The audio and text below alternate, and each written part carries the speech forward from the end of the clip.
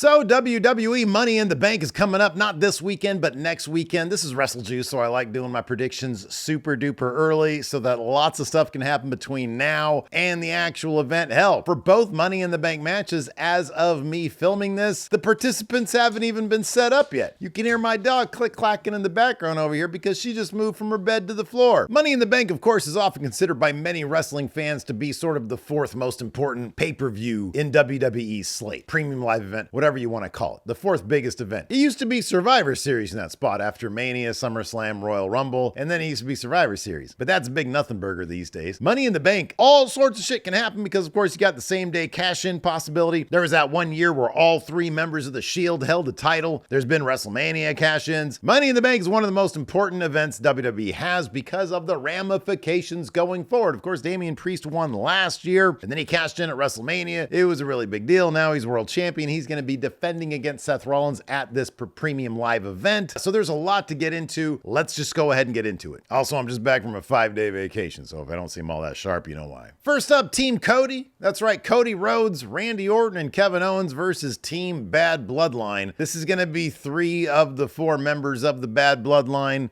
against Cody and his friends. Probably, if I had to guess, it'd be Solo, Tama Tonga, and Jacob Fatu. And there's no universe in which Jacob Fatu is going to lose his first match in the WWE. I don't really think he's going to have a match coming up on Smackdown. Maybe I'm wrong about that. I don't know. Yeah, there's no way Team Bad Bloodline loses here to Cody. In fact, I think there's a distinct possibility to motivate their SummerSlam match. We're going to have Solo Sikoa pinning Cody Rhodes in this match to then go on to SummerSlam, and that's going to be the match there. I don't anticipate Roman Reigns showing up at Money in the Bank. I think it's very likely he shows up at SummerSlam. In fact, I think it might be possible for The Rock to show up at SummerSlam. I still feel like the final boss, throw your L's up, is the guy behind the Bad Bloodline stuff, and that's going to motivate the Cody versus Rock match at WrestleMania. So, but yeah, along the way, Roman has to show up. Basically, they're just kicking off the whole bloodline versus bloodline thing right now, leading into the WrestleMania stuff a while from now. But at War Games, they're going to have the good bloodline, and they're going to have the bad bloodline at the War Game stuff. So I feel like that's where they're starting now, and Cody's just going to be wrapped up in that. So I think Bad Bloodline beats Team Cody. Makes all the sense in the world. Next match. Let's talk about Sami Zayn versus Braun Breaker. Of course, Sami gave Braun this match on Raw. He said, yeah, fine. You don't want to dick around with Sheamus and Ludwig Kaiser. Let's just do this match at Money in the Bank. This is a curious one because I don't see Braun Breaker having that Intercontinental Championship right now. At the same time, I also don't see Braun Breaker eating a pin anytime soon. So I have no idea what's going to happen here. I think Sami Zayn wins thanks to some sort of distraction, interference, what have you, from like not Ilya Dragunov. Hell, it could be Ilya Dragunov, could be Ricochet coming back for his last match against Braun Breaker, Sheamus or Ludwig Kaiser. Could be any of them. Braun Breaker's basically made a lot of enemies right now, and I think that's going to end up biting him in the ass. So yeah, maybe he'll eat a haluva kick or 2.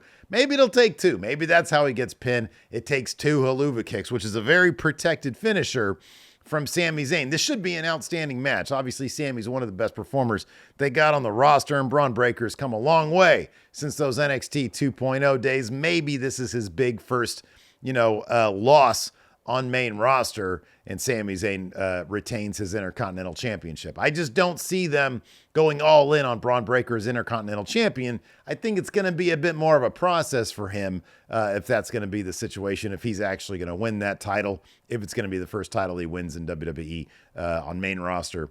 We'll see. Let's talk about Damian Priest versus Seth Rollins. I love the fact that they gave this match a weird stipulation on Raw. Seth Rollins said, hey, Damian, what if we do this? If I lose to you, I can't challenge for the world title as long as you're champion. But if you lose, you got to leave Judgment Day. You got to stand on your own 2 feet. Damian Priest agreed to it. I like it. It adds stakes to it. It also makes me think that Seth Rollins simply will not be challenging for the world title again after this match because he is going to lose this match.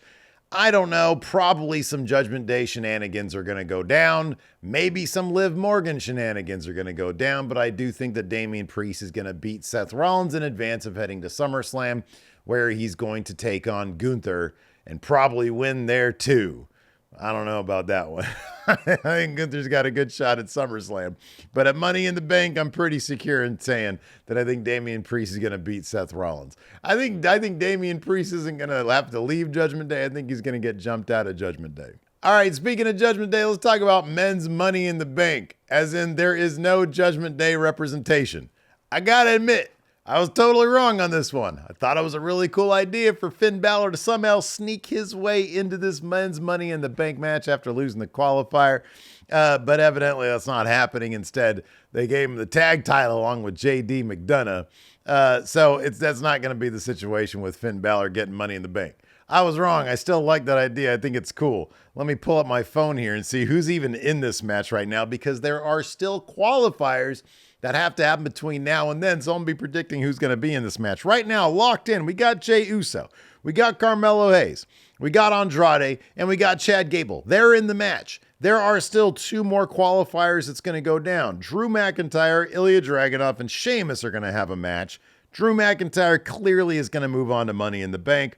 And then we've got on SmackDown, LA Knight, Logan Paul, and Santos Escobar in a match. I feel like LA Knight and Logan Paul cancel each other out. Therefore, Santos Escobar, who's just a really good match guy, sometimes you just want some really good wrestlers in there. That's what his purpose is to be in this match.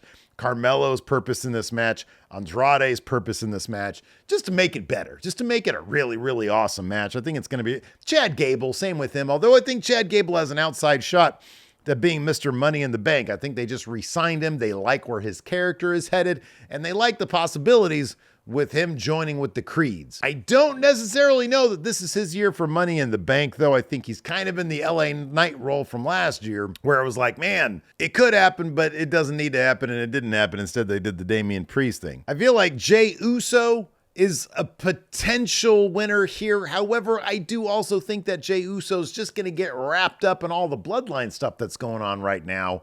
So I kind of feel like he's not going to be Mr. Money in the Bank this year. He's clearly the most popular guy walking into this match. So that's something. I think it's got to be Drew McIntyre. I think he was the victim of a Money in the Bank cash-in. He ran down Money in the Bank to Damian Priest in advance of their match, a Clash at the Castle. And so I think there's going to be irony in him having that briefcase. He'll cash in on, I don't know, maybe the Damian Priest-Gunther match. Maybe that's what'll happen. He'll cash in on the Damian Priest-Gunther match, and they'll have Drew McIntyre versus Gunther in Berlin. All right, maybe I'm getting ahead of myself on that particular piece of fantasy book, and that probably shouldn't happen. Let's talk about women's Money in the Bank. Right now, we've got Io Sky, Chelsea Green, who snuck in that win against Bianca Belair and Mi Chin, Lyra Valkyria, and then you got 3 more matches here. For qualifiers. You got Candice LeRae versus Jade Cargill versus Tiffany Stratton. I think Tiffany Stratton moves on in that one. And you got Blair Davenport, Indy Hartwell, and Naomi in a match. I feel like Blair Davenport probably moves on in that one, just to sort of give her some credentials here now that she's on main roster. And then on Raw, you've got Dakota Kai, Ivy Nile, and Zoe Stark fighting it out. So my pick here is Dakota Kai moves on. She's in the match. Blair Davenport, she's in the match. And Tiffany Stratton moves on. She's in the match. And she wins it. I feel like the men's Money in the Bank match is going to go to the Raw brand. And I feel like women's Money in the Bank is going to go to the SmackDown brand. I feel like Liv Morgan is on a one-way course to get Rhea Ripley. Once Rhea Ripley gets that title back, she's going to have it once again for a very long time. Over on SmackDown, I think Bayley can lose that title at any time. She might lose it to Nia Jax at SummerSlam. Tiffany Stratton might cash in on her, not at Money in the Bank, because there are at this point, no women's titles matches at Money in the Bank. But she could cash in on her at any time, kind of on SmackDown. So I do think it's going to be Tiffany Stratton. She's been my pick for Money in the Bank for a while now. I would love to see Chelsea Green win this thing. That's sort of what my heart is telling me. It's like, oh, it'd be Chelsea Green. I think she's put in a lot of time. She's done a lot of great work with Piper Niven, but I kind of feel like it's her LA Knight year. She's having a really good year, I think a lot of people would love to see her win Money in the Bank, but I think they're going to give it to a bad guy. And I know she can be a bad guy, and she is a bad guy, but let's be honest, the crowd loves Chelsea Green. I don't think they're going to be able to boo her or to like root against her when it comes to a cash-in on Bayley. Tiffany Stratton, on the other hand, they've sort of cooled her a little bit. Maybe it had something to do with the Instagram business that happened not long ago. But I also think they want her to be a bad guy. And so they've maybe pumped the brakes on her a little bit to sort of, I don't know, cool her in the eyes of the fans, maybe. I don't know. That's just sort of a guess on my part. But yeah, I kind of feel like Tiffany Stratton is going to win this Money in the Bank. She'll be the one to cash in on Bayley, maybe at SummerSlam, or maybe she'll just hold on to it for a while. She'll customize that Money in the Bank briefcase like El Campeon did back there. And yeah. So I think it's going to be Tiffany Stratton. There are a couple more potential matches that still could be added to Money in the Bank. Obviously, the Money in the Bank matches are a little bit on the long side, but this is Money in the Bank Premium Live event. I understand that Triple H is going for more of a takeover feel on the B-level pay-per-views, so this is going to be a decent litmus test to see if he wants to go a little bit longer with the Money in the Bank Premium Live event, the way that I think we're going to see with WrestleMania, with SummerSlam, probably with Survivor Series, and of course with the Royal Rumble. They'll go a little bit longer than these 5-match cards that we've been getting for the B-level pay-per-views. Money in the Bank, you could potentially maybe add a match or two, probably one match to the show. Potential matches include Logan Paul versus LA Knight, although I think that's going to happen at SummerSlam. On the other hand, SummerSlam is still, it's about a month away. It'll be a month away from Money in the Bank. So maybe they could do that match at SummerSlam, elongate this feud a little bit. You could also do Liv Morgan versus Zelina Vega. I know they're doing that at Raw, but you could also wonk that finish and have a proper Premium Live event match if the idea is Bayley gets one Premium Live event to defend the title, and then the world title, the women's world title gets the next one, and you alternate, those title defenses. You'd think maybe Liv Morgan versus Zelina Vega would be at Money in the Bank, so maybe they could wonk the finish on Raw because that's supposed to happen there.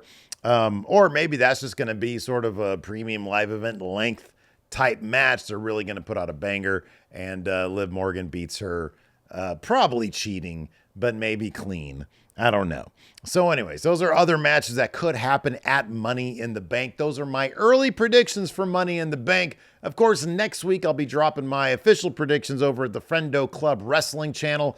Larson and I have a little bit of banter back and forth about the matches, and all the qualifiers will be done with at that point, and then I'll be locking in my predictions, so you can go ahead and check that out as well next week. Probably go down on Tuesday or Wednesday. But yeah, let me know in the comments below who you think is going to win at Money in the Bank. Do me a solid. Hit that thumbs up, hit that subscribe button. Hey, we'll see you guys around.